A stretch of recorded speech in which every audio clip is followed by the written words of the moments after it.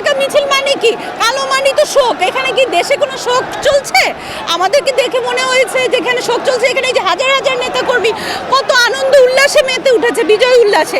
সেখানে বিএনপি বলছে কালো পতাকা। ওদের জীবনে শোক নেমে এসেছে, ওদের রাজনীতিতে শোক নেমে এসেছে, বিএনপির দলই ধ্বংস হয়ে গেছে। হ্যাঁ, ওনাদের জন্য শোক, ওনাদের পার্সোনাল শোক, ওনাদের মনে কষ্ট যে ওনারা আর ক্ষমতায় আসতে পারবে না। কিন্তু আমরা কিন্তু দেশ এগিয়ে নিয়ে যাচ্ছি। আপনার কাছে কি মনে হচ্ছে কেউ স্বীকৃতি দেয়নি? ফ্রান্স থেকে শুরু করে কোন বড় শক্তি এখন পর্যন্ত মাননীয় প্রধানমন্ত্রী শেখ হাসিনাকে শুভেচ্ছা জানায়নি? প্রতিদিন তো ফেসবুকে ঢুকলেই দেখা যায়, গণমাধ্যমে ঢুকলেই দেখা যায় প্রত্যেকটা দেশ থেকে ভালো বড় পররাষ্ট্র যারা রয়েছেন সকলেই কিন্তু মাননীয় প্রধানমন্ত্রী শেখ হাসিনাকে শুভেচ্ছা জানিয়েছেন, সুভাষিস জানাচ্ছেন এবং আমাদেরকে অ্যাকসেপ্ট করে নিয়েছেন।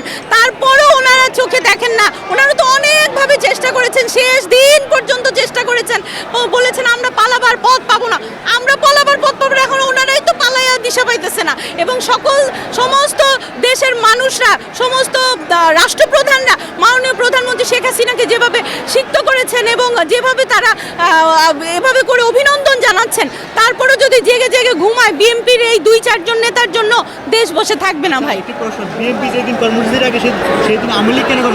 সেদিন এই জন্যই কর্মসূচি ডাকতে হবে, বিকজ অফ বিএনপি যেভাবে আগুন সন্ত্রাস করেছে ইলেকশনের পরে। আগে আপনারা দেখেছেন যে কিভাবে রেলের ফিশ প্লেট উপড়ে ফেলেছে। আজকে যদি ওনারা কোনো নাশকতা করে সেটা কিন্তু আওয়ামী লীগের ঘাড়েই দিবে। তো আমরা তো বেঁচে থাকতে এই দেশে কোনো অরাজকতা হতে দিব না। হ্যাঁ হ্যাঁ, পুলিশ প্রশাসন আছে, কিন্তু আমরা কেন সেদিনই প্রোগ্রাম রাখছি? বিকজ অফ ওনারা সবসময় একটা নৈরাজ্য সৃষ্টি করে। এই জায়গাটায় আসলে আমাদেরও কিন্তু অনেক সময় আইবি আপার কথা মনে হয় এবং মনে হয় যে ওনারা এত বাজে বাজে কাজ করার জন্য উদ্গ্রীব হয়ে বসে থাকে যে আমাদের সেটা প্রোটেকশন করার জন্য মাঠেই থাকতে হবে।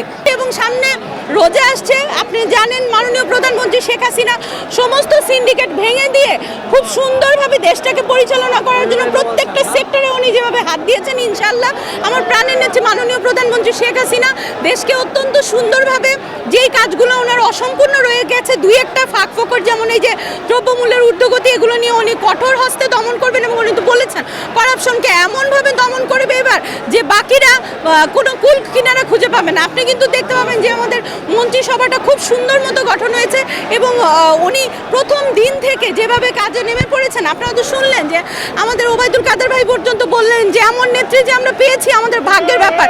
নেত্রী সারা রাত আমাদের জন্য চিন্তা করেন, এমন দিন আছে উনি খানও না, আমাদের জন্যই কাজ করে যাচ্ছেন। আমরা অত্যন্ত সৌভাগ্যবান যে আমাদের উচিত মাননীয় প্রধানমন্ত্রীর হাতকে শক্তিশালী করার জন্য আমাদেরও ঝাঁপিয়ে পড়ে এবং তারুণ্যের জয়গানে আমরাও কিন্তু একত্রিত হয়েছি, এই সমাবেশে হাজির হয়েছি এবং একসঙ্গে কাজ করব দেশ গড়ার কাজে ইনশাআল্লাহ।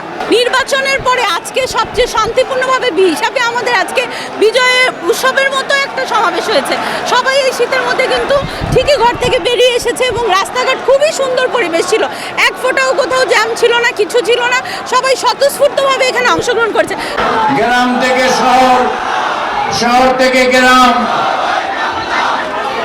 এক হয়ে গেছে। এই সড়কের অবস্থা ভালোর কারণে অর্থনৈতিক অবস্থা ভালো হয়েছে।